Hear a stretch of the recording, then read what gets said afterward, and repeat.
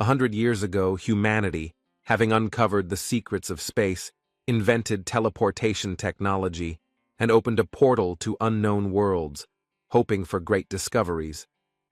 But behind the portal lurked not allies, but terrifying monsters whose nightmarish forms and ferocious power terrified the people. Humanity's weapons, from machine guns to tanks, proved powerless against these invulnerable creatures from another dimension. The portal, created with hope, has become an uncontrollable threat that cannot be closed, pushing humanity to the brink of extinction. One day, a soldier, in despair, swallowing the flesh of a defeated monster, unexpectedly made a discovery that changed the fate of humanity. His body began to mutate, acquiring unprecedented abilities, and thus humanity found the key to survival: adaptation through enemies. The only way to salvation is to hunt animals, devour their flesh and absorb their souls, appropriating their power for evolution. A century of bloody battles and merging with the souls of beasts gave birth to a new humanity, whose strength grew with each hunt in this merciless world. Only continuous evolution and the hunt for monsters gave people a chance to survive in a world called the Refuge of the Gods, where survival became the highest law. The young warrior Han Sen rushed forward, saving his life, his heart beating in panic, because his strength, developed over a month, was still weak. His pursuers, armed with blades and fury, chased after him, and every step Han Sen took seemed like his last in this deadly game. Fate made him an outcast. Having stolen the souls of animals, he became a target for the locals, whose thirst for revenge was as great as their greed for power. Swinging his axe, he fought back desperately, knowing that the stolen soul of the beast was his only chance to survive in this cruel world. A dishonorable act? But in the refuge of the gods, where evolution and survival are the only laws, morality gives way to the instinct of self-preservation. It was all or nothing. If the pursuers caught up with Han Sen, their blades would mercilessly pierce him, leaving no chance for salvation. Gritting his teeth without looking back, he rushed forward, and drops of sweat like tears of fate flowed down his face, reflecting a furious desire for life. A month ago, he stepped into this refuge, which at first glance beckoned with its heavenly beauty, but concealed mysteries ready to destroy his hopes. On his 18th birthday, he was brought here, and looking at the shining beauty ahead, he dreamed that the whole world was as beautiful and serene. In reality, the refuge of the gods is a treacherous place full of dangers, and Han Sen ended up here against his will, becoming the breadwinner of the family after the death of his father. After finishing school, in his desperate situation, this refuge became one of the best but risky paths to a new life full of unknown challenges. As he watched the warrior walk proudly past, he noticed the armor of the spirit beast, whose mystical beauty ignited in him a burning desire to possess the same power. Suddenly he froze, feeling a sharp pain in his eye. A yellow glow began to appear after the fight with the monster. It tormented him, foreshadowing something ominous. This pain, like an invisible enemy, had been haunting Han Sen for a long time, depriving him of peace, and he was at a loss to guess what kind of curse was hidden in his body. As he turned the corner, he froze, seeing a huge white beast, like a wolf, whose fur glowed like stars in the shadow of the ancient walls of the shelter. The hero was amazed how this formidable monster, like a ghost, entered the city in broad daylight, disturbing the fragile peace of the sacred refuge. Enraged by the audacity of the monster that had sneaked into the city, the boy gripped the hilt of his blade tightly and, with a furious glare, rushed into battle, ready to crush the enemy. He rushed forward with lightning speed, pointing the sharp blade straight at the monster, hoping to interrupt its ominous tread through the streets with one blow. The dagger sank into the tough white fur on the beast's back, but surprisingly, it did no serious damage, only slightly scratching its impenetrable skin. Passers-by who noticed the fight froze in amazement, their eyes widening at the sight of the young man attacking the she-wolf. The beast shook from the impact, letting out a roar, and clouds of white smoke, intertwined with streams of magical light, swirled around it. Suddenly, the she-wolf turned into a beautiful girl, and the dagger, to the young man's horror, pierced her thigh, causing a cry of pain to echo across the square. Beads of sweat broke out on Han Sen's forehead, his teeth clenched in horror, as he realized that his fatal mistake had turned the battle into an irreparable tragedy. The outraged townspeople surrounded the young man, showering him with angry reproaches for daring to stab Qin Xuan, their beloved heroine, with a dagger. The first time he encountered such a transformation, the boy learned that the she-wolf was Qin Xuan, the most influential girl in the steel armor shelter. The people around, barely holding back their laughter at the absurdity of the situation, made fun of Qin Xuan, whose pride was wounded by the absurd blow to such a sensitive spot. The warrior was burning with rage, her eyes were burning with fire, and her voice was trembling with anger. How dare this insolent man touch her, offending her honor and dignity? An enraged crowd of men surrounded the offender, showering him with threats and curses, demanding retribution for insulting their goddess, whose fame thundered everywhere. One of the men, unable to contain his anger, kicked the young man hard, causing him to stagger in pain and humiliation in the face of an angry crowd of townspeople. The young man, unable to keep his balance, fell to his knees, feeling the crowd's gaze burning into him and shame and fear gripping his heart before the inevitable punishment. Kneeling before the girl, the newcomer listened to her angry speech, where every word hit like a whip, condemning him to eternal persecution in the shelter society. There was a blaze of despair in his eyes, mixed with a bitter sense of defeat, like a smoldering fire dying out under the onslaught of hopelessness.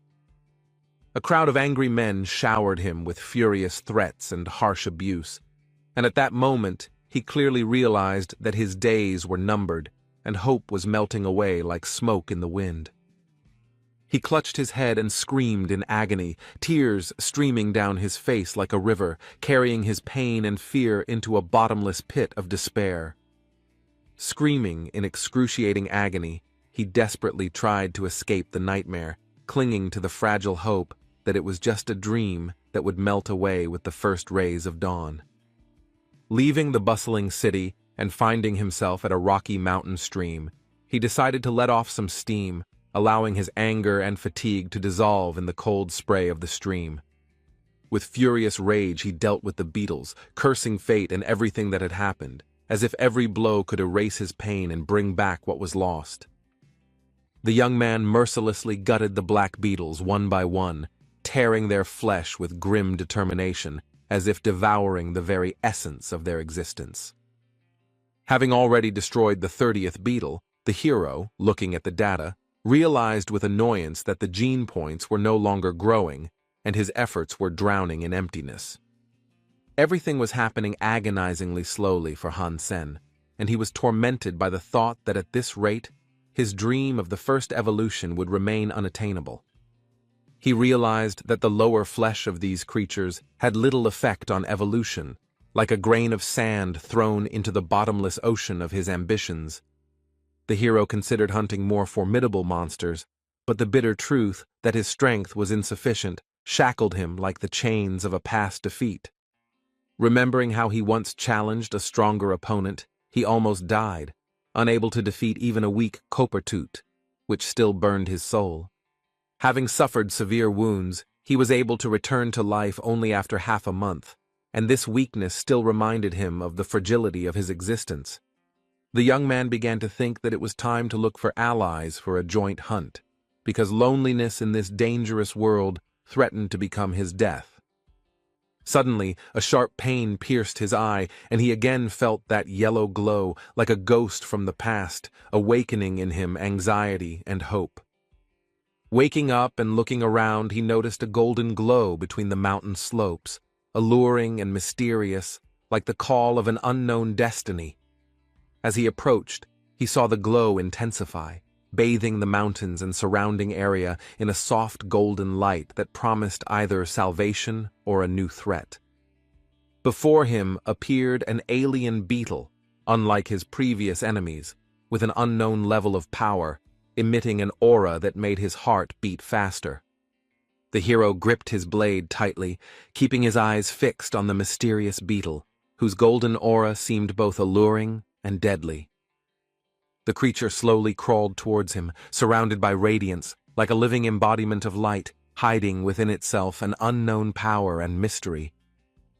The young man, like lightning, dashed across the distance to the enemy, causing the air to tremble with his decisive power. With a whistling sound, the blade plunged into the beetle's belly, easily tearing through its thick armor as if it were paper. Having examined the defeated enemy, the boy froze in amazement. The divine blood beetle promised the soul of the beast, capable of raising his strength to the heavens. Hansen's eyes widened. He couldn't believe it. Among the four classes, normal, primitive, mutant, and divine blood, such a beast was a legend. In the refuge, souls of divine blood are rare. They can be counted on the fingers, and the young warrior was eager to quickly uncover the secrets of this discovery. Realizing that the beetle's soul embodied the armor, the hero was struck by luck. His dream of power unexpectedly came true at this fateful moment. Activating the beetle's soul, the warrior watched in fascination as its glowing essence came to life, shooting upward in a bright spark. Descending from the heavens, the beetle's soul froze in the air, hypnotizing him with its mystical radiance before his eyes. A stream of golden energy enveloped the young man, penetrating every cell, filling his body with divine power, which made his heart beat faster. The armor, as if alive, smoothly enveloped the body, repeating every curve and forming an ideal protection, like a second skin. Liquid armor flowed, covering the warrior's head and shoulders, creating an indestructible suit of armor that glowed golden in the rays of light. Once the armor was fully formed, it covered all vulnerable spots, giving Hansen a feeling of unrivaled power and comfort. The light yet incredibly strong armor of the divine beast eclipsed the primitive armor of the shelter, striking the young man with its durability. Previously, he looked with envy at the magnificent armor of others, not daring to dream that he himself would acquire something so perfect. Burning with the desire to test his new power, the hero decided to immediately unleash his might on the rock to experience the divine armor in action. A crushing blow from his fist shattered the rock into pieces, and the stone fragments scattered as if obeying his will. The warrior struck blow after blow, shattering the rock into pieces, admiring the graceful power that flowed through his body like a river. Having acquired the armor of the divine beast, he felt euphoria. His life would now change forever, opening the way to great achievements.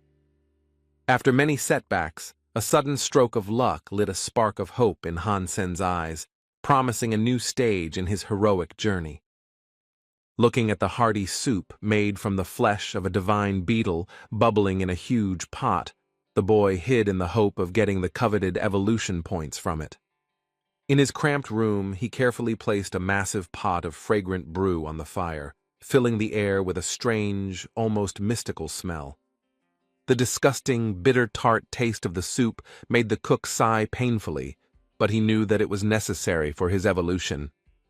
Looking over the statistics, the young warrior noted with delight that the beetle flesh had given him 7 evolution points, and the thick soup promised to increase his strength even more. Suddenly, Hansen remembered the mysterious item hidden in the beetle, which he had casually stuffed into his inside pocket, unaware of its hidden power. The tiny stone, emitting mystical energy, fascinated with its otherworldly glow, simultaneously enticing and inspiring an inexplicable fear. This mysterious sphere, shimmering with an unearthly light, seemed to be the heart of the beetle itself, as if it contained an ancient power beyond the control of the human mind. In the room where the cage with the experimental animal stood, the young man did not notice how the lizard reacted, sensing the power of the stone that he was squeezing in his trembling hand. In the blink of an eye, the beast snatched the sphere from the young man's palm, striking him with its unprecedented speed and agility, bordering on magic. Hansen turned around abruptly and cursed. angry at his own oversight that had allowed the lizard to so brazenly seize an artifact whose power remained a mystery. The huge lizard, having managed to catch the stone with its tongue, swallowed it, leaving its owner dumbfounded by its brazen act, full of primeval cunning. The warrior clutched the bars of the cage and showered the lizard with curses, but it, immersed in an ominous trance, did not react, as if the stone had taken possession of its mind. The beast's eyes went dark, and she froze as if life had left her, causing the young man to stand still, sensing the coming danger. The lizard's scales erupted in green flames, and it began to rapidly mutate, emitting a frightening energy that shook the air around the cage. Having grown to gigantic proportions, the lizard broke through the bars of the cage, turning into a formidable creature full of wild power. The mutated monster rushed at its master, sharp claws outstretched and fangs bared, ready to tear him to shreds with uncontrollable fury. With the agility of a seasoned warrior, the boy dodged the furious attack, instantly assessing the mortal threat posed by this newborn monster. He grabbed the blade with lightning speed and plunged it into the lizard's heart with surgical precision, stopping its onslaught of primal strength and fury. Before him lay not just a beast, but a gigantic green dragon, whose power and grandeur shocked the warrior, causing his heart to stop for a second. Stunned, he began frantically analyzing the data, trying to understand how the mysterious stone had caused such an incredible transformation in the beast. Delight overwhelmed him. The lizard, which had been a pitiful creature, under the influence of the stone, turned into a mighty dragon, opening the way to new horizons of power. Han Sen, his eyes blazing, plunged his sharp blade into the belly of the fallen beast, seeking to extract the shining crystal that promised unprecedented strength and power. Realizing that this mysterious stone was capable of elevating beings to the level of a god, the young man felt the key to a great destiny being born in his hands. Snatching the shimmering crystal from the monster's belly, the boy gently pressed it to his lips, realizing that he had found a treasure that would change his life forever. Leaving behind chaos and the torn body of the monster, the warrior, without looking back, left the kitchen where the bloody massacre was taking place, rushing towards a new goal. On the outskirts of the city, where the old house of the Sen family stood, relatives, blinded by greed, were engaged in a fierce dispute over the inheritance after the death of their father. Relatives surrounded Han Sen's mother and sister and furiously reproached them, arguing that a house full of memories should not belong to just one family. The fat uncle, puffing with indignation, insisted on dividing the inheritance, declaring that they had already lived in this house for 20 years, and it was time to divide the property. The second man, with a greedy gleam in his eyes, nodded in agreement, hoping to snatch his share of the inheritance, which could provide him with a comfortable future. The aunt, smiling slyly, offered to split the cost of the house, demanding 3 million so that everyone would get 1 million, without caring about the fate of Han Sen's family. Lo Sulan, Han's mother, refused to sell the house with a heavy heart, because without it, her children would be left homeless, and her memories without a shelter. Fatty stubbornly stood his ground, declaring that they weren't the only ones in trouble, as he also had to feed his family and pay for his son's education, and his debts were weighing him down like a heavy stone. Raising his finger in a decisive gesture, he firmly declared that he would put an end to the dispute, threatening to take the debtors to court if they did not pay every last coin, and his eyes sparkled with unyielding determination. The sister and mother, with broken hearts, sat in mournful silence on the porch of the old house, and the young man, who arrived too late, painfully realized that he had not managed to protect them.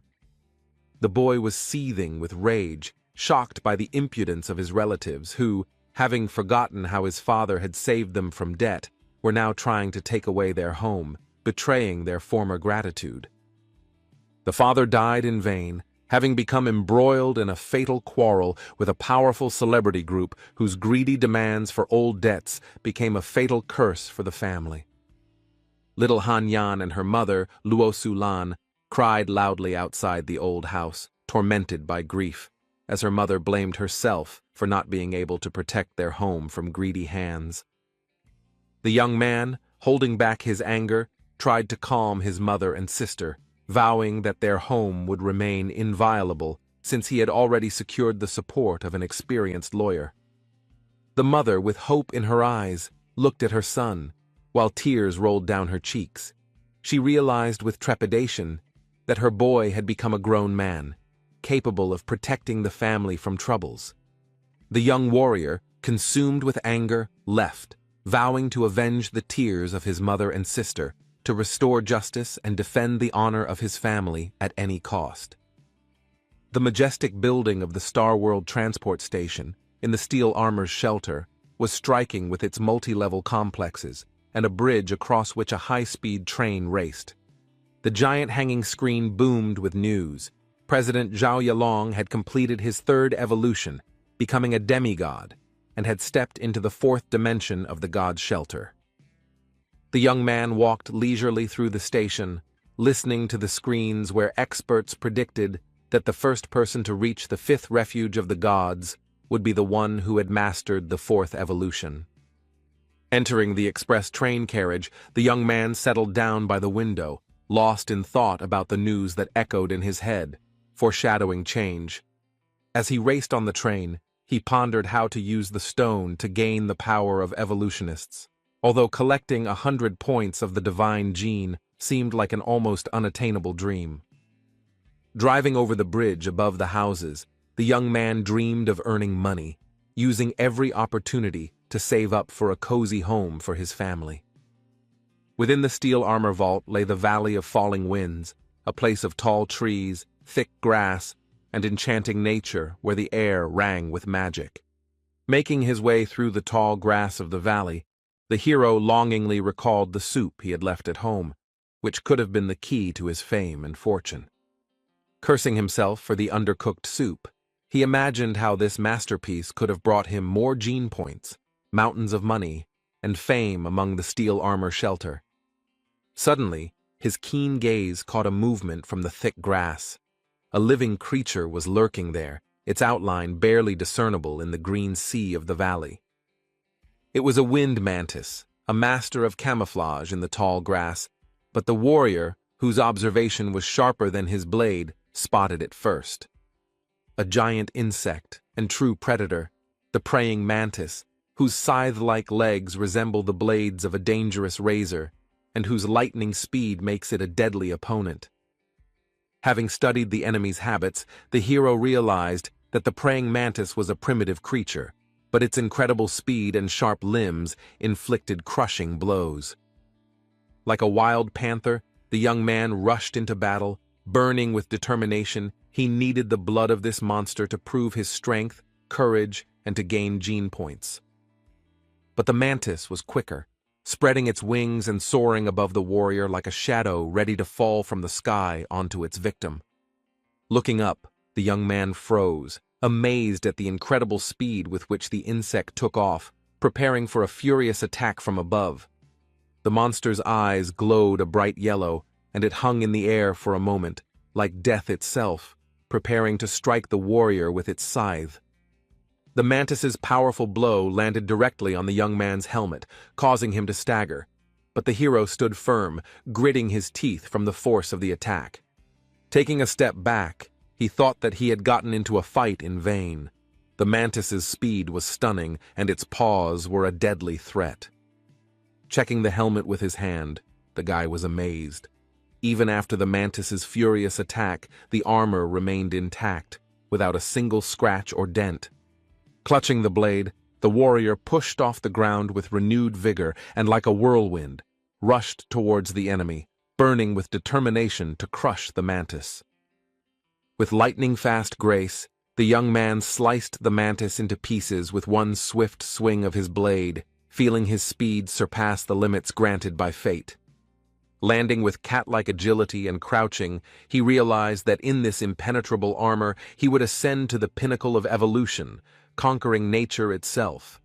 After the triumphant slaying of the first praying mantis, the skies darkened, and a whole flock of winged monsters burst forth from the clouds, ready to pounce on the daring warrior.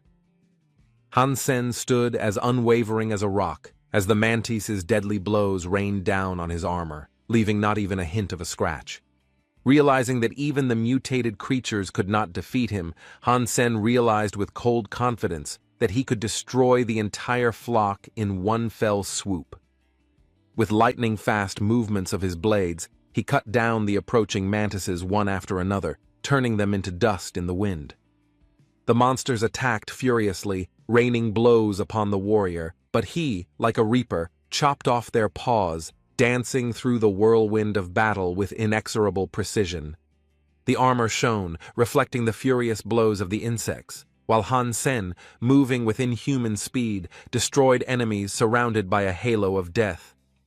The insects multiplied, creeping ever closer through the thick grass, their green bodies blending into it like ghosts ready to pounce from the shadows. Looking up, the hero saw a squadron of flying praying mantises above his head, their wings humming, heralding a new wave of furious attack on the warrior. Rapidly accelerating his movements, the guy vowed that he would send all these creatures to heaven. Having wandered into the mysterious valley of falling winds, the man looked around in bewilderment, not understanding how fate had led him here. Still young and anxious, he felt the cold of loneliness in an unfamiliar valley, where every rustle concealed an unknown danger. Remembering his brave protector Qin Xuan, he thought fondly of how inspiring it was to serve under her wise command. Dreaming of tracking down the mutant in the Valley of the Winds, the boy hoped that this girl would generously reward him for his courage. Scratching the back of his head, he wondered in amazement where all the wind mantises had gone, and who could have so mercilessly cleared out this once teeming valley. Exploring the bloody battlefield, where the scarlet grass bore traces of carnage, the boy realized that an entire army of warriors had fought here, leaving chaos in their wake. There was so much blood that it had not yet had time to soak into the ground.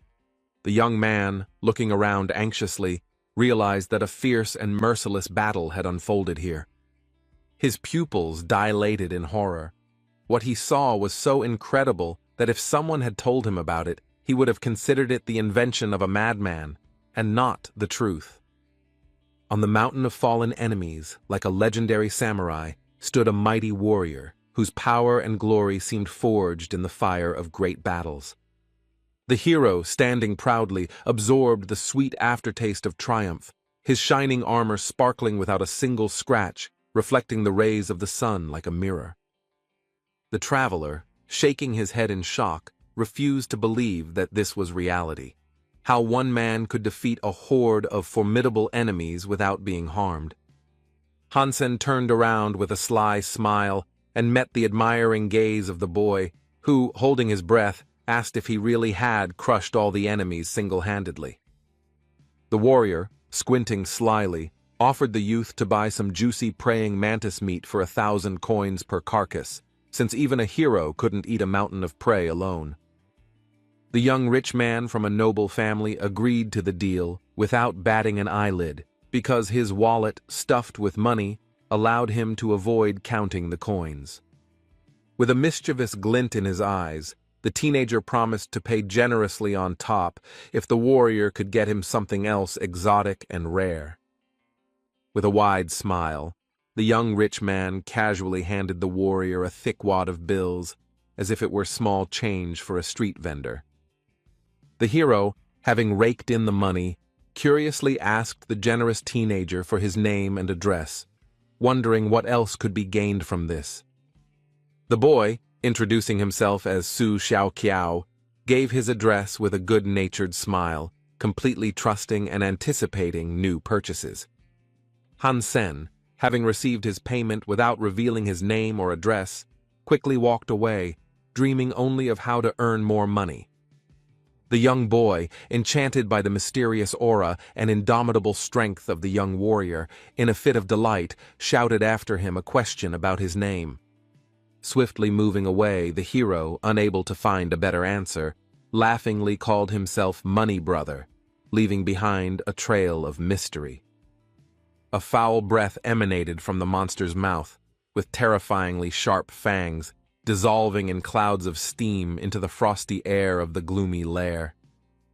The young warrior, having reached the lair of the copper-toothed wolves, was confronted with their ferocious grins, for these furious creatures fiercely defended their gloomy refuge.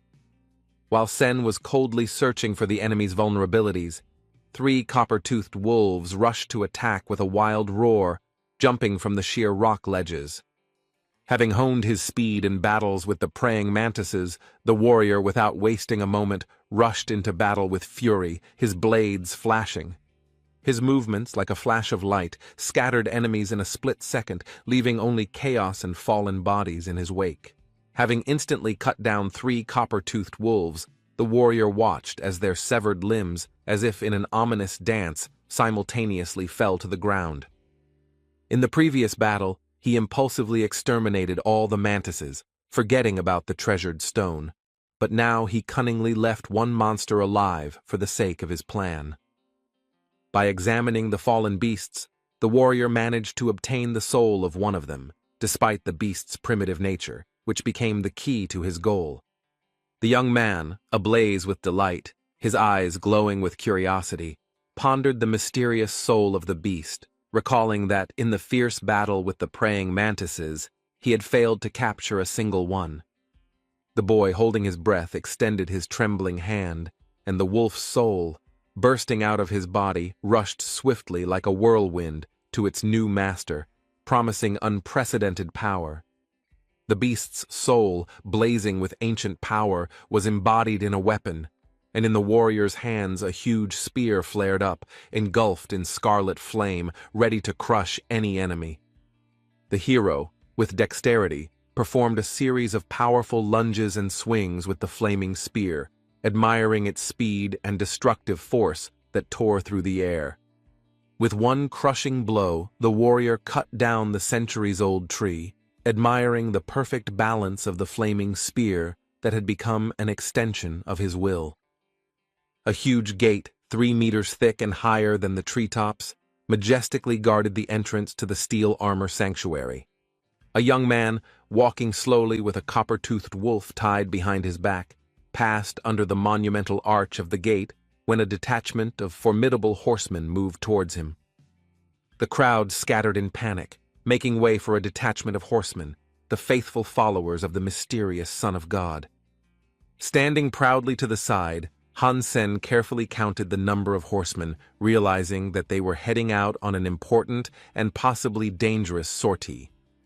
The leader of the squad, called the Son of God and suitor of Qin Xuan, noticing the young man who had offended his beloved, abruptly stopped his powerful pet, drilling Han Sen with his gaze. Fixing his blazing gaze on the insolent offender, he quickly drew his whip and lashed the boy across the shoulder with furious force. With a cry that broke the silence, he angrily reproached the boy for his shameless insolence in daring to trade primitive creatures in this shelter. Han Sen clutched his wounded shoulder, from which scarlet blood was already oozing, and thought with disdain that this pompous dandy had clearly lost his mind.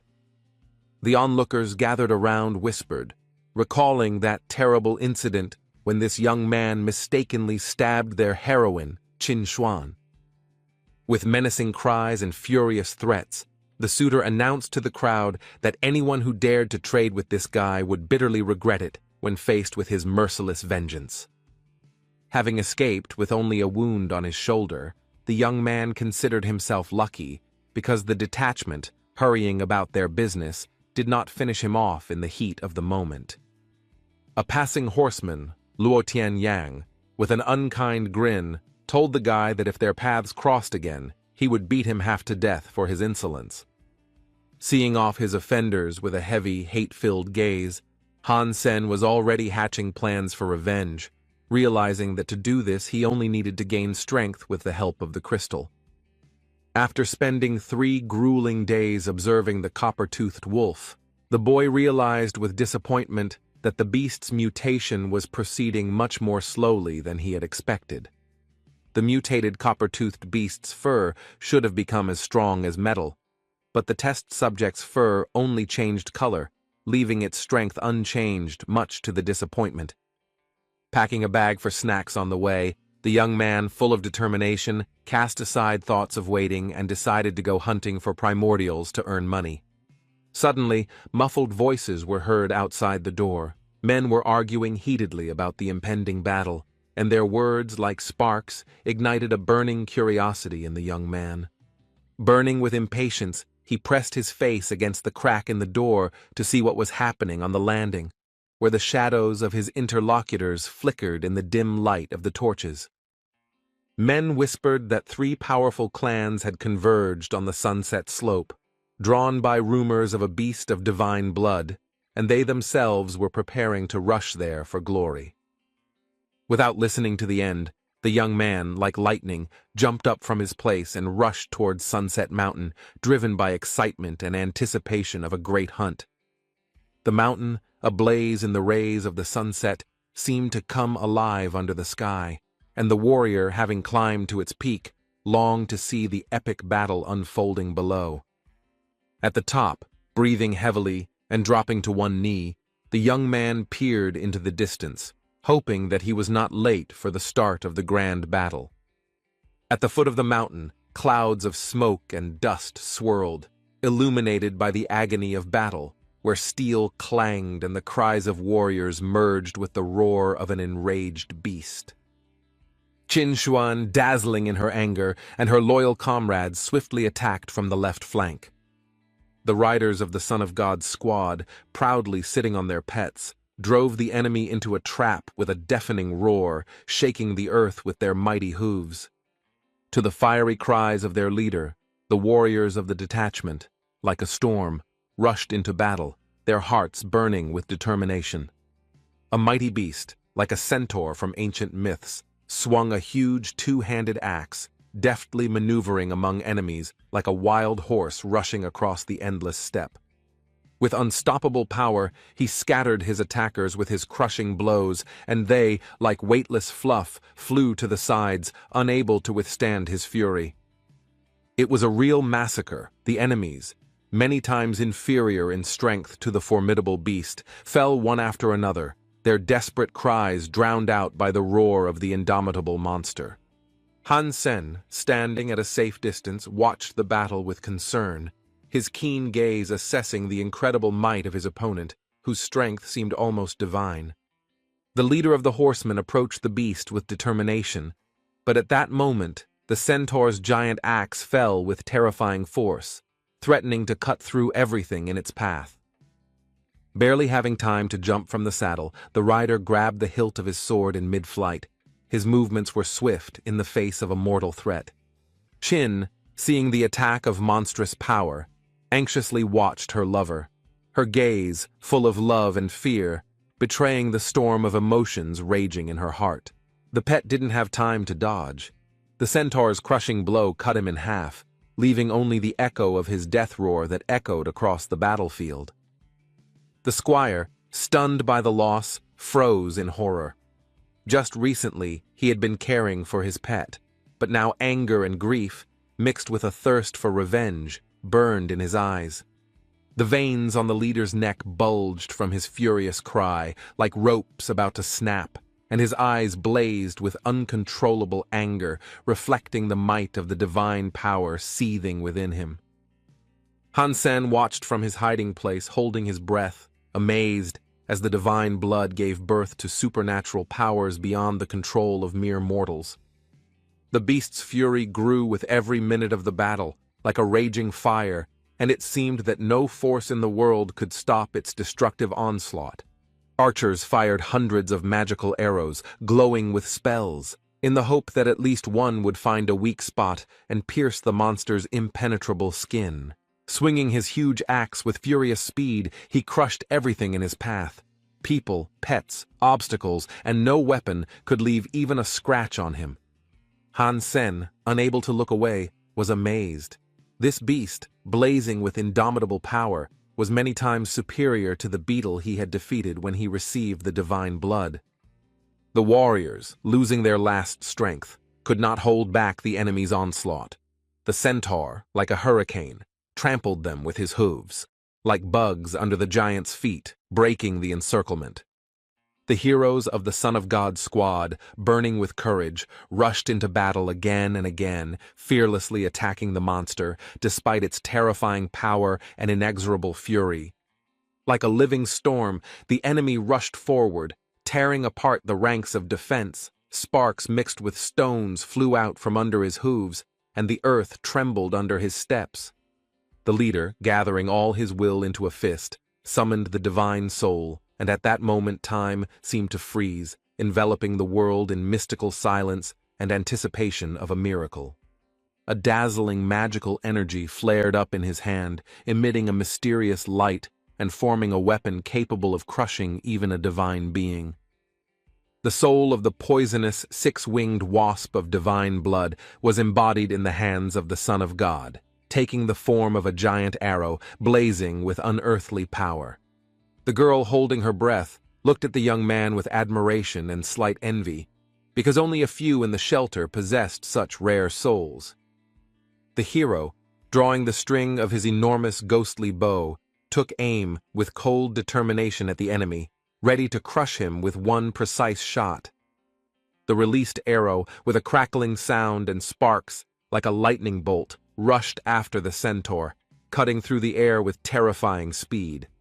At the moment of death, the centaur, as if sensing the inevitable, froze and cast a desperate glance at the arrow rushing towards him, carrying his fate. The arrow, like a red-hot blade, pierced the centaur like butter through a hot knife, tearing his chest apart, leaving behind only an echo of pain and destruction. The defeated centaur fell to the ground with a deafening roar, clinging in agony to the stone as if to the last thread of his elusive life. The young man looked with pride at his defeated enemy, mentally amazed at how he dared to challenge the Son of God. The battle-hardened warriors, shocked by the power of their leader, who had defeated the enemy with one crushing blow, looked at him with pride. Qinshuan, looking at her hero in fascination, admired his inhuman strength, and her eyes shone with delight at his greatness and skill. With a slight mysterious smile, he met the gaze of the beautiful Qinshuan, and something warm flashed in his eyes, hiding a storm of emotions. While the warriors, enchanted by the leader's feat, chatted in admiration, a blinding flash of light flashed towards the defeated enemy, leaving everyone in amazement. The centaur's divine soul was torn from his body in an instant by an unknown force, leaving only a devastated shell. The absorption of the divine beast's soul was completed successfully, and an invisible energy swirled around the mysterious warrior like a whirlwind. People, stunned by the spectacle and not understanding what had happened, looked in confusion as the flash of light quickly dispersed everyone. Han Sen, moving with elusive speed, merging with the surroundings like a ray of sunshine, received the soul of a divine beast and took possession of a huge centaur axe. Having stolen the soul, he quickly rushed away, leaving behind only a trail of light and the astonished glances of his competitors. Covering kilometers in a second, the fugitive raced across the endless plain and disappeared at the foot of the mountains, dissolving into the greenery of the trees. The warriors, their mouths open, froze in silent delight, amazed by the unprecedented speed of the hero, in whom the young Su Xiaoqiao recognized with trepidation the legendary Money Brother. Qin, the only girl among the stern warriors, watched the lightning-fast fugitive in amazement, wondering how her suitor would react to the audacity of this mysterious young man. He stood frozen in stunned amazement, amazed by the fugitive's brazen audacity, and the only question echoing in his head was who this mysterious Money Brother was. The young man, laughing, rushed forward, imagining untold riches, for he had acquired the second soul of the divine beast, thereby taking revenge on the Son of God, whose pride had fallen. Realizing what had happened, the leader, with a furious roar, sent his squad in pursuit, vowing to catch the audacious thief, whose impudence had ignited within him the flames of indomitable vengeance. Using ancient magic, he summoned a powerful pet, saddled his horse, and set off in pursuit, burning with a thirst for revenge for the daring theft that had defiled his honor. The huge, gray-maned horse, summoned by magic, blew steam menacingly from its nostrils, as if sharing its master's furious anger, its eyes blazing with determination to catch up with the fugitive. The leader of the squad, his face distorted with rage, loudly ordered the horsemen to rush in pursuit, to catch the insolent man at any cost, whose audacity had challenged their honor. As he ran, the boy felt the heavy support restricting his movements, realizing that he wouldn't be able to maintain his breakneck speed for long, and that soon the pursuit would overtake him like a storm.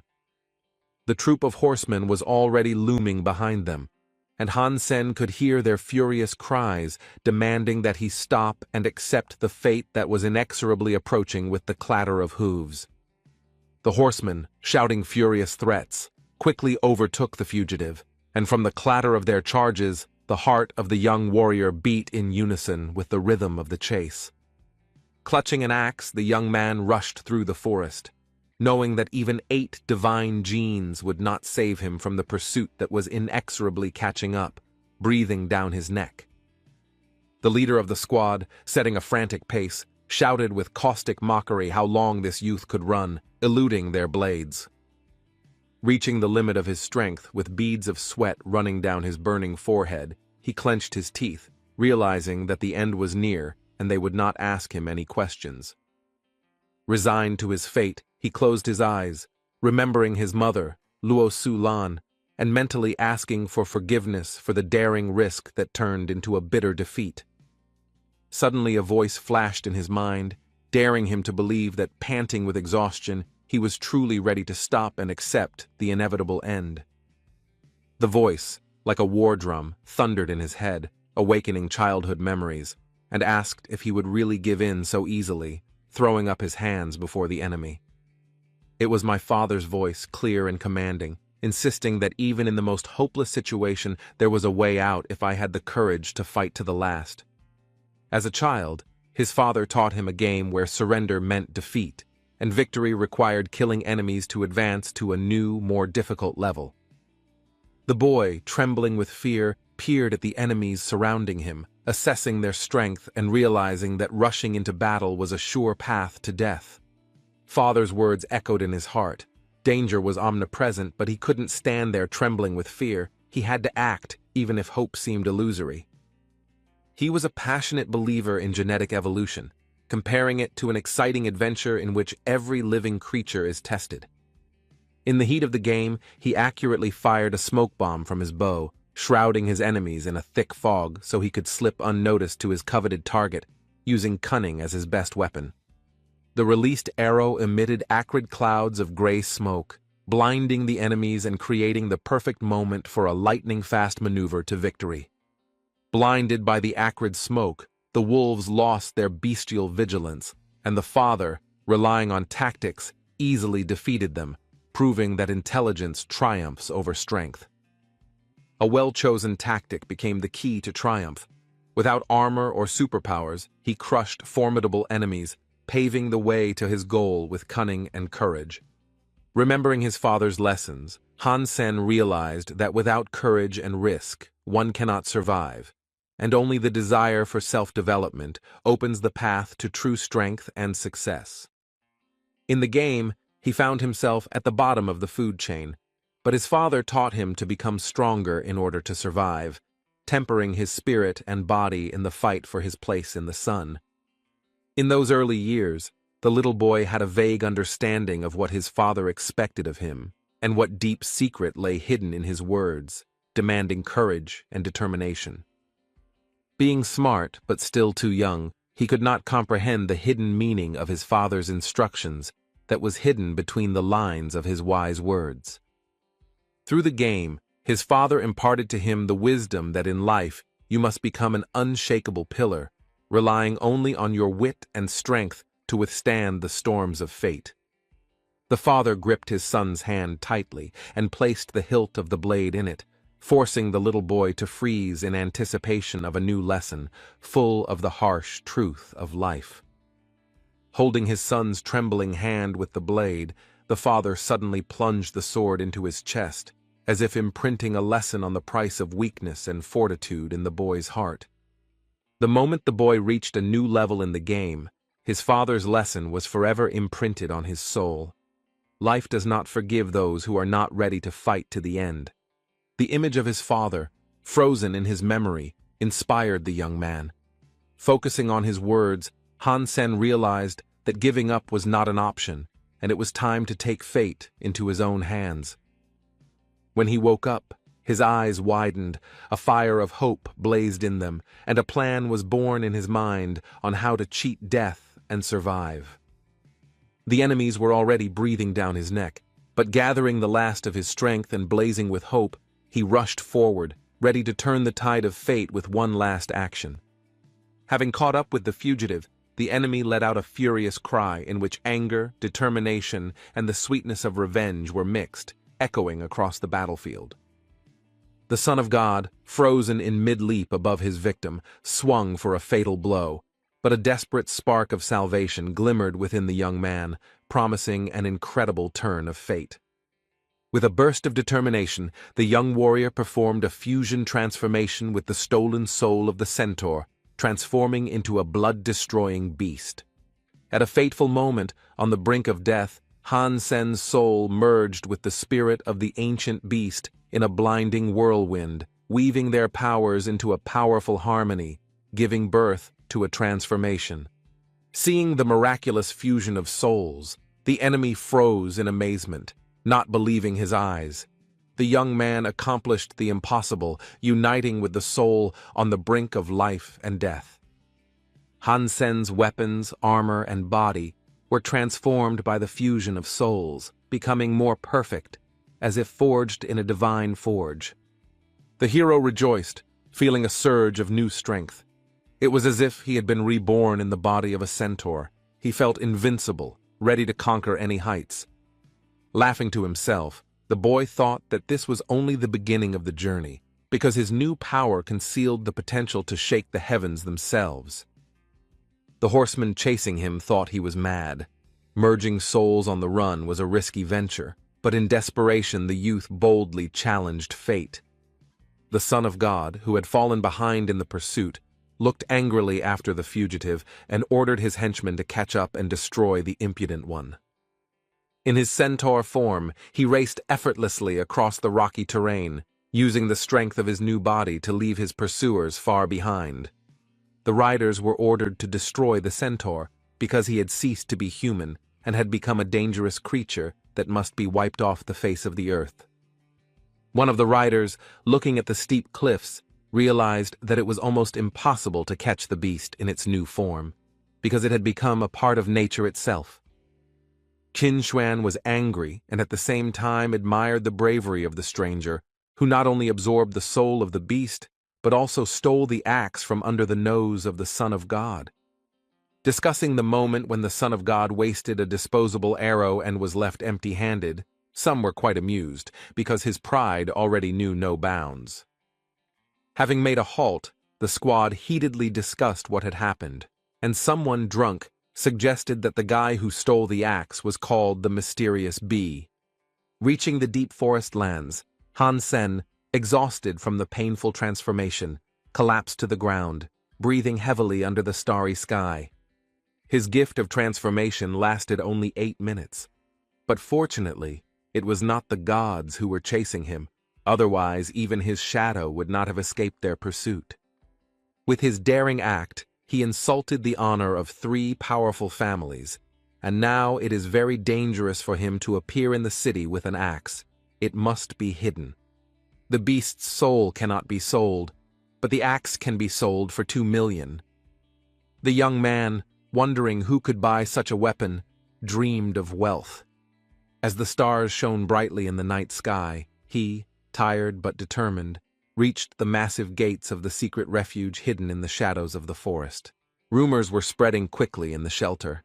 Everyone already knew about the theft of the axe and were whispering, trying to guess who this mysterious bee was. The warriors scoured every corner looking for him, and if they had found the boy, he would not have lasted a minute under their furious blades. At the gate, the guard, preparing to search him, looked at the hero suspiciously, but he decided to temporarily forget about the axe, and no one would find the beast's soul. The guard stopped him with a sharp movement of his hand, warning him of a search, and his eyes showed distrust of the battered, empty-handed traveler. Taking one look at his shabby clothes, the guards decided that this poor man was not worth their time, because he clearly did not look like someone who had money. They dismissed him with contempt, telling him not to get underfoot, and set about the next ones with fervor, determined to find the thief. The young man, grinning slyly, since the guards had no idea or recognized him, confidently set off for the city, full of secrets and rumors. Word had already spread throughout the city about the mysterious Bai, who easily fooled the gods, causing both admiration and fear. As Han Sen passed by a lively group of people who were discussing what had happened, he caught a glimpse of the Son of God smashing his house to pieces in a rage. The young man was amused by how little Su Xiaoqiao, who had previously proudly called himself Money's brother, now called himself the brother of the cunning Bai. The majestic building where the detachment of the Son of God was located stood proudly in the center of the city. The influential Qin Xuan secretly invited Su Xiaoqiao to her secluded room, saving him from the torture that the Son of God's people were about to inflict. Sternly piercing the trembling boy with her gaze, Qin Xuan demanded with icy calm that he reveal all the secrets about the mysterious money brother without hiding the slightest detail. The youth, spreading his hands in confusion, swore that he knew nothing about it, that he had only bought a couple of dead creatures and shared them with his friends, begging them to believe his innocent eyes. Fortunately for the boy, Qin Xuan was not eager to punish him. She only coldly ordered him to convey a message to Money Brother that he wanted to buy an axe as sharp as her temper. The boy, beaming with relief at having escaped the wrath of the formidable warrior, promised with a broad smile to deliver her message, glad to be safe and sound. Deep in the night, in the mountains near a mirror lake, a young warrior surrounded by shadows stalked his prey, his path illuminated by the starry sky. As he devoured the succulent flesh of the green, scaly beast, he gloomily reflected that the city had already put a price on his head, but this only fueled his resolve. Studying his characteristics, the young man looked with annoyance at the zero in the mutating gene, realizing that his strength was not yet capable of comparing with the legends. Suddenly, bubbles began to form in the dark waters of Lake Blackwater, and a seething whirlpool caught the warrior's eye, foreshadowing the emergence of an unknown threat from the depths. Slowly rising to the surface, the monster revealed its ugly, scaly head with yellow-green eyes, whose ominous lights pierced the darkness, causing the guy's heart to stop. Noticing the young man's gaze, the monster slowly sank back into the black waters of the lake, leaving only ripples and an oppressive silence on its surface. At that very moment, an ominous rustling sound came from the dark thickets near the lake. The hero prepared to meet a new threat lurking in the darkness of the forest. The sharp-eyed boy pierced the dense darkness of the forest, looking around warily, feeling how the night breeze carried with it mysterious whispers and distant rustles. He noticed a silhouette slowly emerging from the deep shadows between the twisted tree trunks, its outlines shimmering mysteriously in the moonlight. This mysterious stranger's clothes were all torn, as if he had survived a fierce battle with wild animals, leaving ragged traces of adventure and suffering on the fabric. Slowly, with the caution of a predator, the approaching one moved step by step through the dense bushes, where the leaves rustled under his feet and the shadows played hide-and-seek. The hero, without looking away, simply watched this ragamuffin with his keen, penetrating gaze, wondering to himself why he was so torn and exhausted. Finally, meeting their eyes in a tense silence, Han Sen warned the ragged man not to go near the pond, as a crocodile was lurking there. The stranger, in his tattered clothes and with a hoarse voice, asked the hero what this wild, mysterious place was and where exactly the legendary sanctuary of glory was hidden. The hero, to his surprise, had not the slightest idea about the sanctuary that the stranger asked him about. and it soon became clear that the poor traveler was lost. This unknown young man, full of despair, bowed his head, and in his eyes, full of deep sadness and disappointment, the shadows of unfulfilled hopes were reflected. Looking into Hansen's eyes with unwavering determination, he demanded with authority that he be led to the legendary sanctuary of glory where the secrets of the ancients lay hidden. Sensing the cold harshness in the stranger's voice, Hansen frowned, shocked by the audacity of someone who dared to give him orders. Deciding not to waste his energy on the pathetic stranger, Hansen held back his anger and merely pointed the way south, where, according to rumors, the cherished goal awaited. As soon as the young warrior looked away, the treacherous stranger dealt him a vile blow to the back, which cracked his vertebrae and sent pain through the hero's entire body. The force of the blow sent Hansen crashing down, his head hitting the rock, and the world spun until blood gushed from the wound, covering his palm. Clutching his wound, blood oozing from between his fingers, an enraged Hansen cried out questioningly, his voice trembling with pain and rage.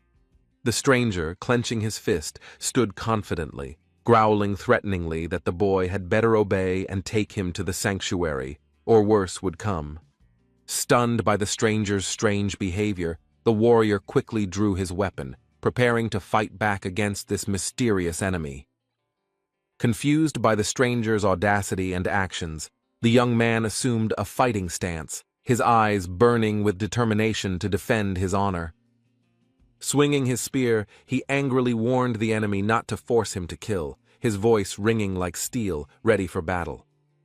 The daring, ragged man grinned mockingly, his eyes flashing with a bold challenge, foreshadowing a furious, merciless fight where every blow would be like a clap of thunder. The enemy's hand burst into a blinding flame, and he scornfully remarked that the soul of the fallen beast was pitiful and unworthy of comparison with his indomitable power. With his bare hand, as if with a sharp blade, the enemy easily repelled the furious attack of the spear, demonstrating superhuman strength and lightning-fast reactions. The spearhead cracked, broke off from the shaft, and flashing fell onto the lush green grass, leaving the warrior speechless. Hansen froze in shock as his opponent cut the spear with his bare hands, using nuclear genomic technology that seemed to embody ancient power. Drawing power from ancient martial arts, this technique awakens the hidden potential of genes, releasing explosive energy comparable to nuclear fusion. The traveler, with cold mockery, offered the warrior a final choice, to resign himself and lead, or to meet death in an unequal but fierce battle. The enraged warrior, seething with anger, reproached the ragged man, saying that he, apparently in childhood, knew neither courtesy nor honor, but only wild, unbridled insolence. Activating the divine armor, the warrior rushed into the attack with a thunderous cry, vowing to send his companion straight to hell along a path of his own blood. The enemy, dodging the attack with cat-like agility, instantly lunged to the side, as if dancing on the brink of life and death with devilish grace. In the blink of an eye, the wily villain, with lightning-fast precision, delivered a crushing counterblow to the warrior's ankle, putting all his power into the blow, causing the air to tremble. A bright flash from the impact illuminated the surrounding area, momentarily revealing dark silhouettes casting ominous shadows on the ancient stones. A deep scratch remained on the divine armor, and, looking at it, the young warrior realized that before him was an opponent whose strength exceeded all expectations. With a mocking grin, the enemy declared that the youth had only withstood his ice muscle and jade bone technique, thanks to the divine armor, and demanded that he hand it over. The young man, burning with anger, was not going to give in and rushed into a swift attack, like a hawk ready to tear its prey to pieces in an instant. His speed was like a whirlwind, but the ragamuffin, with the agility of a predator, managed to block the blow, causing the air to ring with the clash of their forces. At that moment, the young warrior realized that he was trapped, and his heart sank with a premonition of impending disaster. The enemy, with a beast's fury, caught Han Sen by the leg in mid-flight and slammed him into the ground with terrifying force, causing the stones beneath him to crack like fragile glass. Scarlet blood gushed from the young man's mouth, staining the dust, and his pain-filled scream echoed throughout the forest, causing tremors in the invisible spirits. Having knocked the enemy to the ground and crushed him with his weight, the ragamuffin dealt furious blows, reproaching the young man for his weakness. Each furious blow pressed the boy's head into the cold stones. Blood flowed in a scarlet stream through the cracks, and his consciousness trembled on the brink of darkness and hopeless despair. Suddenly, Han Sen transformed and delivered a crushing blow, sending his enemy flying, crushing his nose into a bloody pulp and causing him to stagger back in pain. A powerful blow knocked the breath out of the once self-confident man. His pride crumbled, and the world around him spun in a whirlwind of pain and confusion, destroying his former confidence. The young warrior stared at the enemy, his blazing gaze filled with only one inexorable truth: death, ready to devour everything in its path. In one blinding instant, the divine souls of the centaur and the beetle armor merged, giving birth to an unknown force that shook the very fabric of reality. The villain, stunned by what he saw, opened his mouth in a silent scream, and splashes of blood from his broken nose flew out like a scarlet storm, foreshadowing his end. Filled with the indomitable strength of a centaur, the young man rushed towards the enemy like lightning, ready to incinerate everything in its path. The terrified villain only managed to raise his hands, vainly trying to defend himself from the inexorable blow that fell upon him like the wrath of the gods. Han Sen's fists, like two red-hot sledgehammers, crushed the enemy's face into stone with a deafening crunch, turning it into a bloody mask of pain. The enemy, bleeding under a hail of merciless blows, wheezed out pleas for mercy, but his cries were drowned out by the roar of the warrior's inexorable rage. The young warrior, burning with righteous anger, knew no mercy, showering the enemy with blows, each of which was like a hammer forging the fate of the defeated one. Blood, like a scarlet flame, flew in huge drops in all directions, painting everything in an ominous pattern of battle, where life and death were intertwined in a furious dance. It was as if a builder had gone over the enemy's body with a jackhammer, leaving the defeated man lying in the dust, where the shadows of the past laughed at his broken hopes. Sitting down on the cold ground, the young man, still trembling, realized that his hands, stained with blood, had taken someone else's life in a merciless fight. Even in his strong armor, he received serious wounds, and if the soul of a wild beast had been burning within his enemy, the young man would hardly have survived this deadly duel. Exhausted, crawling on all fours towards the body of his fallen enemy, he was burning with the desire to study it, as if it were the key to unraveling their cruel fate.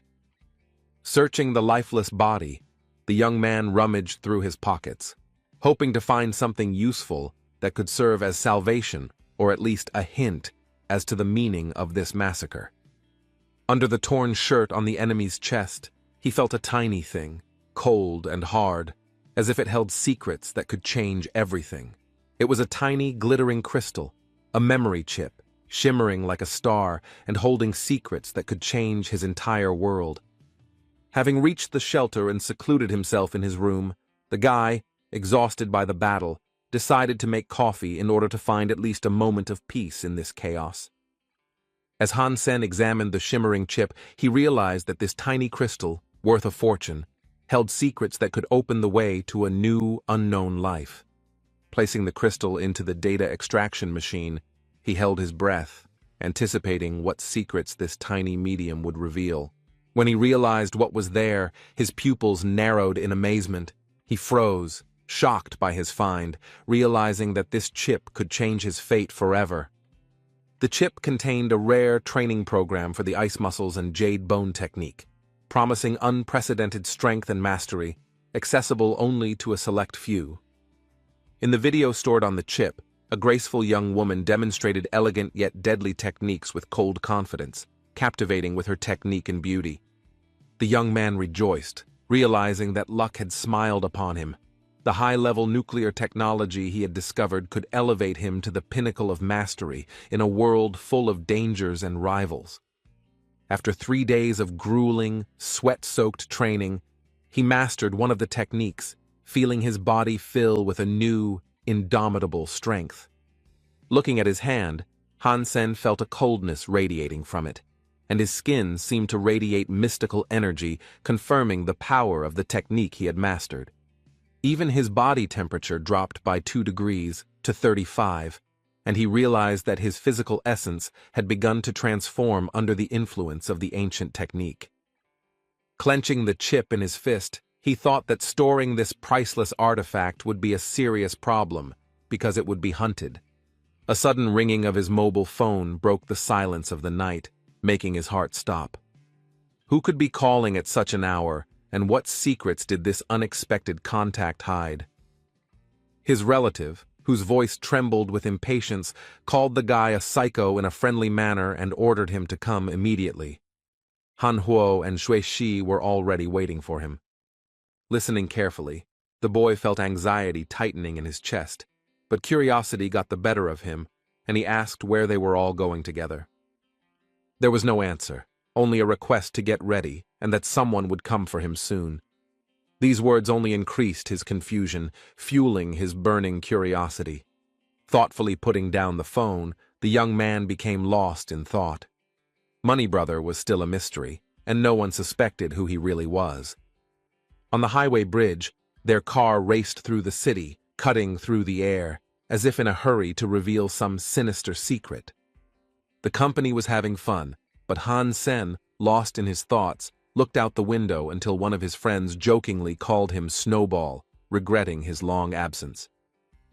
The friends laughed, remembering how B, having turned into a centaur, ran away from the chase, leaving his pursuers to swallow the dust raised by his hooves. But the young man thought with longing how he wanted to reveal to his friends who B really was, but the heavy secret shackled him like invisible chains. Arriving at the steel shelter, Han Ho, his cousin, put the family in a difficult situation, and this news only increased the young man's anxiety. The young man, not knowing where he was being taken, felt a vague discomfort, but curiosity, like a spark, pushed him to ask what awaited them at the end of this mysterious road.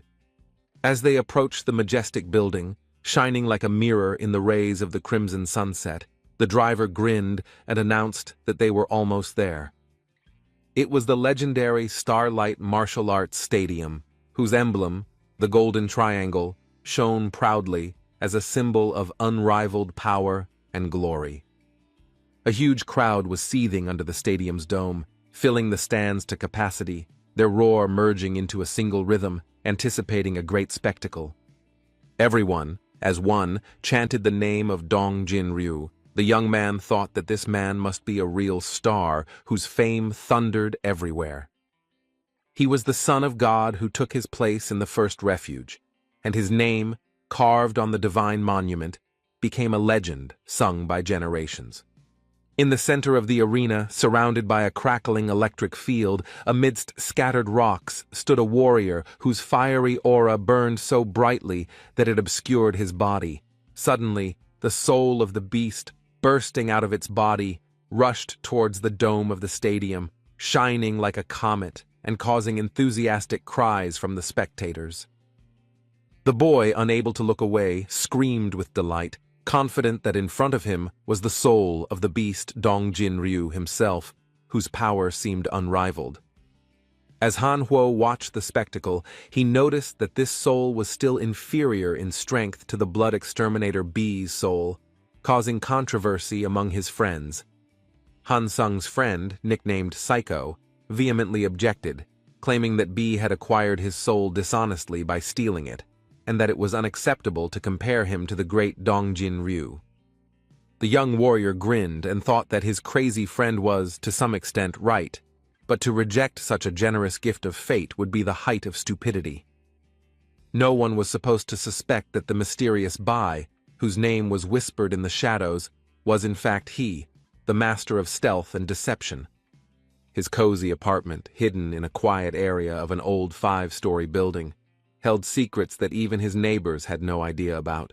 Looking closely at the captured copper-toothed beast, Hansen realized that the mutation had been complete within 15 days, transforming the creature into something terrifyingly perfect. Possessing the mutated beast, the warrior considered whether to consume its flesh for the gene, but the thirst for money proved stronger. Fixing his gaze on the copper-toothed wolf, the young man firmly decided that the time had come to contact the buyer who was thirsty for rare prey.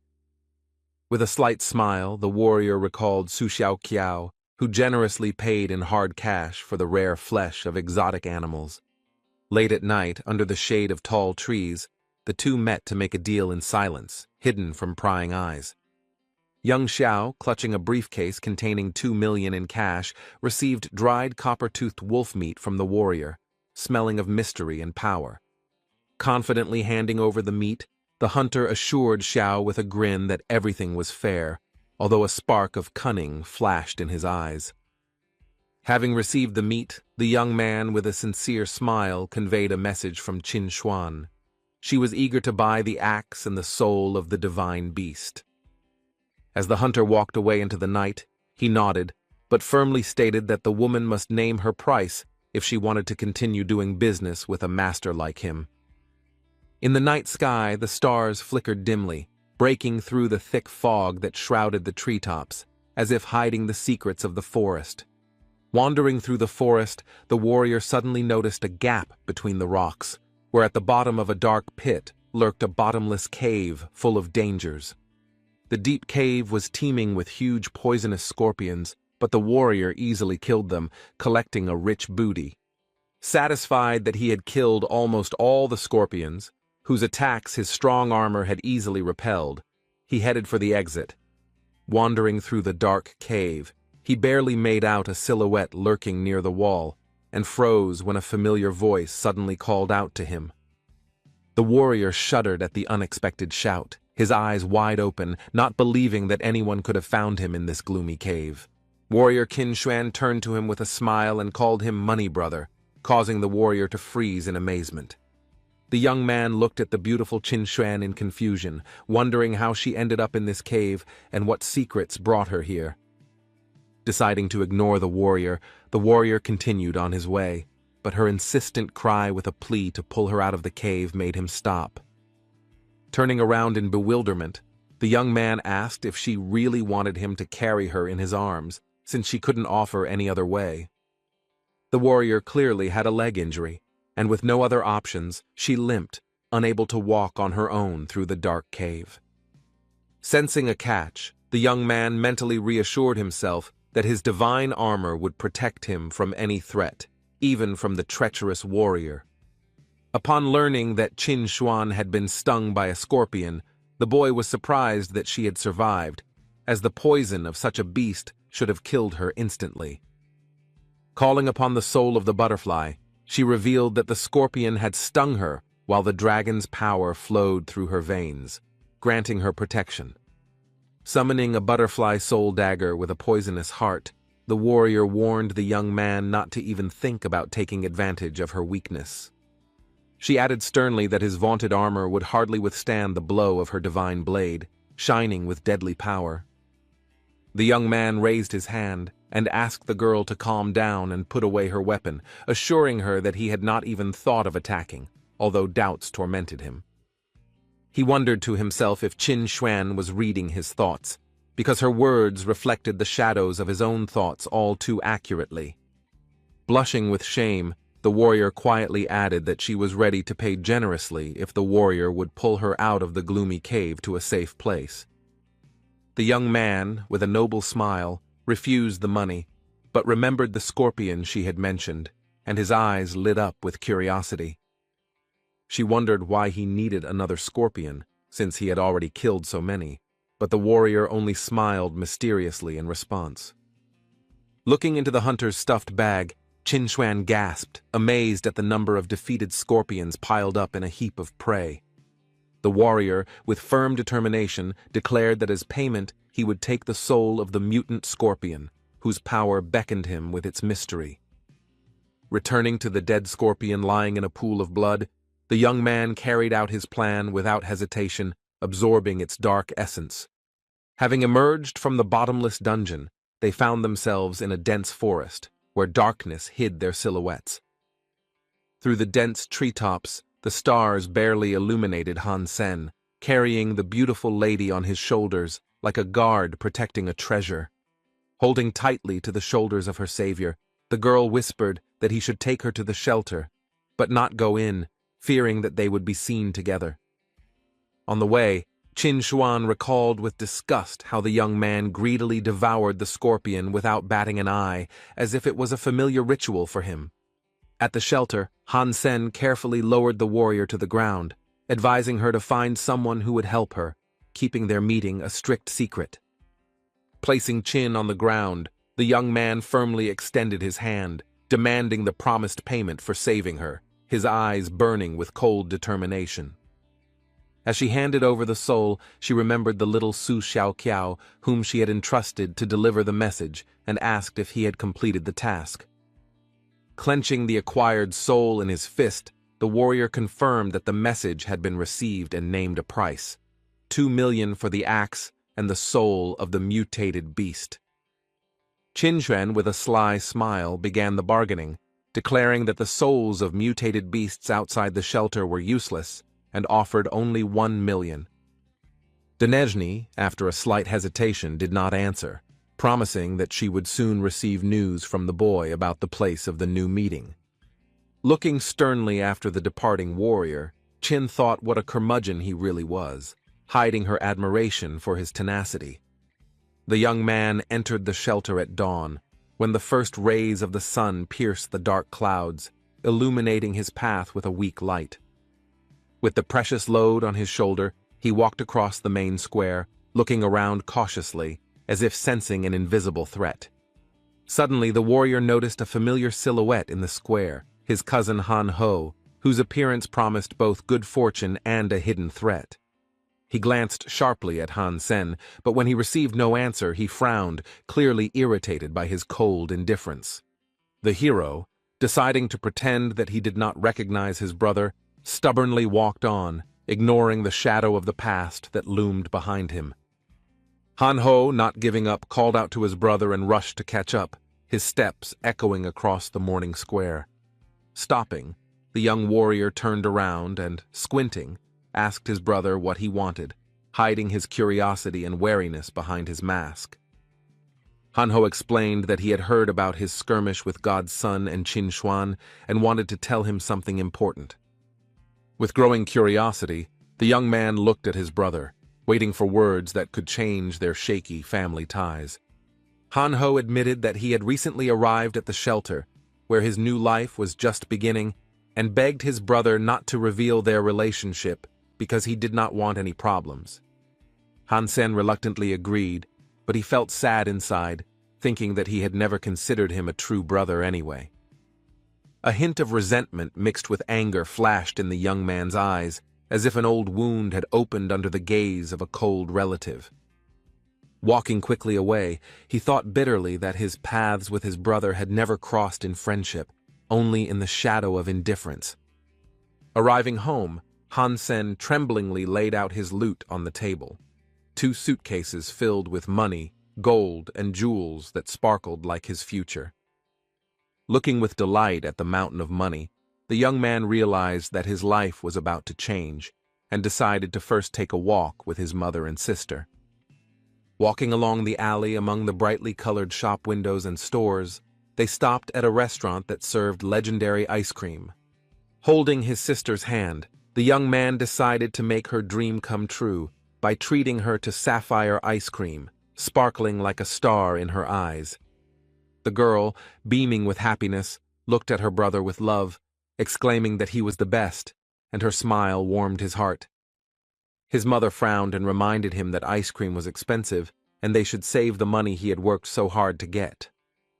Reassuring his mother, the son confidently explained that his new mutations would allow him to earn more, opening the way to prosperity. He suggested going up to the second floor of the restaurant, where it was quieter, since there were too many noisy customers crowded in the hall. A guard stopped them, saying that the passage was closed, and Han Sen looked at him, puzzled, not understanding the reason for the ban. The man politely explained that the second floor was intended only for celebrities and aristocrats, inaccessible to ordinary guests. With annoyance in his eyes, Hansen repeated the guard's words, feeling humiliation burn in his heart like a hot coal. The mother, gently placing her hand on her son's shoulder, calmed him down, persuading him to simply buy ice cream for his sister and forget about the insult. The uneasy feeling still gnawed at Hansen, and he clenched his fists and vowed to himself to become a celebrity so that no one would dare to humiliate him. High above the city, on massive columns, the overhead railway stood proudly, as if supporting the clouds themselves. In a crowded train carriage, a guy was clinging to a handrail and grumbling that this type of transport is always packed to capacity, like sardines in a can. Suddenly, there was a ringing sound. A train wheel jumped off the rail, and the carriage shook, causing horror among the passengers. Panic broke out in the cramped carriage. People were screaming, not understanding what was happening, and the young man was losing his balance in the crowd. He stumbled and clumsily collided head-on with the girl, instinctively grabbing her to keep from falling together. Accidentally touching the girl's cleavage with his hand, he froze, feeling how awkwardness gripped him like an icy grip. The young man's eyes widened, and he was stunned, a drop of sweat rolling down his cheek, revealing his embarrassment in front of the stranger. The girl, exploding with indignation, screamed, "Scoundrel!" and hit her offender in the jaw with her elbow, putting all her rage into the blow. Hansen clutched his jaw and apologized desperately, explaining that the touch was an accident, but his words were drowned out by her anger. Meeting the stranger's gaze, he recognized Qin Xuan, whose face was flushed with rage when she realized who was in front of her. Stunned, not understanding how their paths had crossed again, he asked the girl what she was doing in this crowded carriage. Shocked by his luck, the loser thought that first the dagger, now the cleavage, such accidents cost him too much.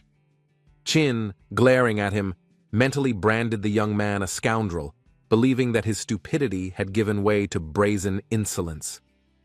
The scene attracted curious glances, and some passengers whispered, certain that the young man had deliberately touched the girl's breast. Hansen tried sincerely to explain that it was an accident caused by a slipping train wheel that caused him to lose his balance. But not believing a word, the warrior called him a repeat offender, because this was not the first time he accidentally touched her. Luckily, the train pulled into the station, interrupting the awkward altercation, and saving the loser from further accusations from the angry beauty. As she left, Qin Xuan angrily warned Hansen that next time she would send him to prison, her voice ringing with a cold threat. On the platform at the train stop, the soldiers stood at attention and greeted Qin Xuan as the station's mistress and mistress. Upon learning that this girl was in command of the garrison, the hero was amazed, realizing that he could be being watched because of her influence. Clutching his head, he bitterly cursed his bad luck, feeling how fate was tripping him up again. As he walked down the street, he frantically thought about how to avoid meeting Qin without revealing his secret identity. Suddenly, a rude shout came from behind him. Someone called him an idiot and ordered him to come closer. The voice sounded with obvious mockery. One of the soldiers, smirking, demanded that the guy come over, stating that he had questions for the suspicious young man. Waving his hand with a forced smile, Hansen said he didn't want to waste the busy soldier's time, hoping to avoid trouble. The soldier, clapping him on the shoulder, firmly stated that his opinion did not matter to anyone, and that it was an order, not a request. The bright sun flooded the dense forest on the mountain slope, casting long shadows from the trees, which seemed to warn the young man of impending danger. The foot squad ran at a light jog along the path between the trees, their footsteps echoing in the silence of the forest, full of hidden threats. The warriors, beaming with joy, rejoiced at the success of the hunt, as they had managed to catch many outlandish creatures for their master. 3 days after leaving the shelter, Hansen was angry that the soldiers dragged him along on a hunt without asking his consent. At the edge of the cliff where the road ended, the young man wondered why the Son of God needed these low-level creatures, tormented by doubts that this was simply a trap. The cliff offered a view of an endless expanse of land and a gigantic bottomless abyss, like a gaping wound in the earth. Looking into the abyss, the Son of God solemnly announced that they had reached their goal, and his voice sounded like the rumble of fate. The platoon commander pointed to one of the soldiers, ordering him to go on reconnaissance, and looked firmly at the others, expecting obedience. Having given the boy a slap on the back of the head, the commander admonished him not to let the squad down, sending the young man after the scout into the unknown. Bent over from the blow, the young warrior gloomily wondered if they would simply be thrown into a dark dungeon in the middle of a wild forest with no chance of return. Upon returning, the scouts led the detachment into a gloomy cave, where torches cast flickering reflections, illuminating the path into the darkness. As they delved deeper into the depths of the cave, the warriors peered vigilantly into the darkness, prepared for any threat lurking in the gloom. The commander, fearless, lit a glowing saber, urging the squad to hurry in order to quickly get the promised money.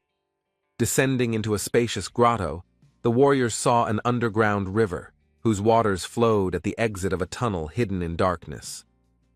Bright torches reflected off the rocks, illuminating the space around and giving the cave a mysterious, almost magical glow. The river's current seemed fast, but its waters were surprisingly calm, as if they concealed an unknown force beneath them. One of the warriors reported to Commander Ryu that the tunnel had ended, pointing to the river as the only way forward. The commander grinned and pulled out tiny boats from his pocket, which, upon touching the water, miraculously grew in size. The warriors, amazed, admired this magical invention, which made the crossing convenient and fast, like a gift from the gods. Han Sen, watching in confusion, realized that the squad had prepared thoroughly because a new tunnel was visible on the other side of the river. Part of the squad divided into inflatable boats, several people in each, and began crossing the dark waters. Anxiety overcame the young warrior. He was tormented by questions about why they were the only ones in the boats, why the Son of God was hiding, while the commander remained on the shore. Suddenly something moved on the dark surface of the water, causing Han Sen to freeze, peering intently into its depths.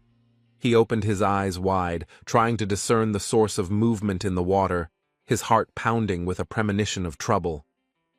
Suddenly, a gigantic monster burst out of the water with a roar, soaring up to the ceiling of the cave, its shadow covering everything around with a terrifying darkness. The monster rose up with such speed that half the water in the river rushed after it, dragging the boats into a whirlpool of chaos. The doomed soldiers cried out for help. Their boats capsized under the pounding waves, and the water swallowed them up one by one. Han Sen's boat remained afloat. The survivors clambered onto it, panicked and unable to understand what was happening in this hell. The Son of God, standing on the safe shore, watched the carnage with a smile, rejoicing at the awakening of the beast of divine blood. A huge black water dragon, with eyes blazing with yellow fire, towered over him like a product of the darkest depths. The monster, like a demon from hell, mercilessly devoured people, snatching them from the water with terrifying precision and fury. The survivors in the boats, trembling, swam away from the monster, desperately rowing with oars, but hope melted away with each jerk in the dark water. On the shore they were met not with salvation, but with lightning-fast blows of swords that struck without mercy, like a punishing sentence. The Son of God, shouting threats, executed the fugitives for their cowardice, cutting them into pieces and reproaching them for running like rats, despite his payment. In his anger he was relentless, sending people with furious cries to certain death in battle with the invincible beast of divine blood. The soldiers had no choice but to fight the monster or fall by their own swords, every step leading them to certain death. Han Sen, shocked by what was happening, could not understand why people were sent to certain death, because they had no chance against the beast. While the dragon hid in the water, people in boats, gathering their last strength, rowed to the opposite shore, saving themselves from death. The guy figured out the cunning plan. The command wanted to feed the beast, distract it, and get to the other side. The spray from the oars lashed the young man in the face, but he rowed with all his might, determined that he would not allow himself to die here. Suddenly the shadow of a beast flashed under the boat, its ominous outline gliding through the water, foreshadowing a new wave of horror. The monster burst from the water, grabbing the rower and capsizing the boat, sowing chaos and death among the warriors desperately thrashing in the waves. Falling into the water, Hansen activated his armor, and amid the noise of carnage, contemplated escape before the chance slipped away. Swimming rapidly underwater, he escaped the epicenter of the battle, his heart pounding in the rhythm of the fight for survival. The survivors, with cries of horror, reached the shore. Out of 40 people, only 7 survived, exhausted and broken by fear. Commander Ryu, with a cynical smile, reported to the master that the beast was sated, and now the path to the other bank was safe. The Son of God, with a cold smile, walked forward, indifferently stepping over the corpses of his people, as if they were just dust. Having safely crossed to the other bank, the remnants of the detachment, led by the leader, entered a dark, ominous tunnel. At the end of the tunnel, a grotto opened up with a shallow lake, where a pile of stones was neatly laid out in the center. Among them lay a clutch of 2 divine blood dragon eggs, like the treasures of the ancient gods. With eyes burning with madness, the Son of God gazed at the dragon eggs, anticipating how their ancient magic would pour divine strength and boundless power into his veins. He, burning with determination, ordered the surviving warriors, whose faces were pale with fear, to immediately go there and obtain the sacred eggs at any cost. The brave ones, gritting their teeth, went to the nest, where each, trembling, grabbed a huge egg, pulsating with warmth. Suddenly, a water dragon emerged from the dark waters with a deafening roar, its gigantic mouth gaping like the gates of hell, ready to swallow all living things. The warriors, frozen with horror, stood frozen like prey in the palm of their hand, clutching the eggs that the dragon guarded with fierce devotion, not knowing how to escape. The Son of God, shouting furious curses, rushed forward with sword in hand, ready to crush anyone who dared to stop him. At Commander Ryu's command, the remaining warriors, casting aside their fear, rushed at the dragon to distract it, sacrificing themselves for their master. The young demigod, with a greedy grin, snatched the eggs from the soldiers' trembling hands and rushed away, shouting for the warriors to stop the monster, no matter the cost. At that moment, Ryu, with wild fury, grabbed the 2 stunned soldiers by the collar, whose eyes begged for mercy, but their fate was sealed. Shouting that they were nothing but cannon fodder, he hurled them one after another straight into the dragon's gaping mouth, whose fangs closed with a terrifying crunch. Running headlong, with a triumphant smile and without a shadow of remorse, the character raced away, clutching the stolen eggs, whose power promised him power over the world. Before he could blink, he was suddenly struck by a fist that struck him from the shadows like lightning, cutting off his exultant run. At that very moment, his pupils narrowed in horror, and before he could even block, he felt the world around him spinning in a whirlwind of pain and despair. A powerful blow landed right in his face, causing him to drop the precious eggs, which landed right in the hands of the attacker, and he himself collapsed, losing his balance. Before him stood the Money One, in shining divine armor, grinning mockingly, holding the precious eggs, ready to appropriate their power for himself. While the defeated enemy writhed in pain, the young warrior, clutching the trophy, nimbly leaped over the steep cliffs, striving for freedom with the spoils in his hands. The rival, turning purple with rage, shouted curses at the impudent youth, who, without looking back, ran away, clutching the treasure. Rushing forward without looking back, he rejoiced, glad that he had found himself in the right place at the right time, and that luck had smiled on him again. But right at the crossing, a menacing dragon suddenly emerged from the dark waters, its eyes blazing with anger and its scales sparkling like molten gold. Seeing the enraged beast in front of him, the guy froze, cursing because his carefully thought-out plan was collapsing before his eyes. A squad led by a fearsome demigod was rapidly approaching the young man, whose furious threats echoed throughout the gorge, promising the fugitive inevitable retribution. Squeezing one of the dragon eggs so hard that it cracked, he felt a daring plan that promised salvation instantly form in his head. With a well-aimed throw, he hurled the crushed egg straight into the demigod's hands, deliberately timing it so that he would unwittingly catch this treacherous trophy. The enemy, gritting his teeth and clutching the egg, growled with fury that he would crush the insolent man and take the second egg, no matter the cost. Suddenly, a substance began to flow from the crack, and the hero, stunned, froze, unable to understand what was happening. Realizing that the trickster had tricked him, the demigod roared in anger, his eyes blazing with rage, and the ground trembled beneath his feet. But it was too late. The broken egg attracted a golden dragon, which, opening its huge mouth, was rapidly advancing on the Son of God. Burning with anger, he shouted after the fleeing warrior, demanding that he return and meet his destiny, but his voice was drowned out by the dragon's roar. In the safety of his hideout, Hansen walked contentedly down the street, savoring the taste of the egg he had eaten, which had added 13 points of divine genes to his score. Smiling, he walked on, unaware of the danger and dreaming of glory, feeling that he was one step closer to his great goal. Suddenly, someone's strong hand grabbed him by the clothes, and the guy froze, feeling a chill of fear, foreshadowing a new adventure. Warrior Qin, blazing with anger, grabbed the guy by the clothes, reproaching him for having disappeared while she was scouring everywhere in search of him. Stunned by her rage, he looked at the girl with a confused look, unable to find words to justify his long absence. In the bright sparring room, they stood opposite each other, their gazes crossing like sparks before a furious battle.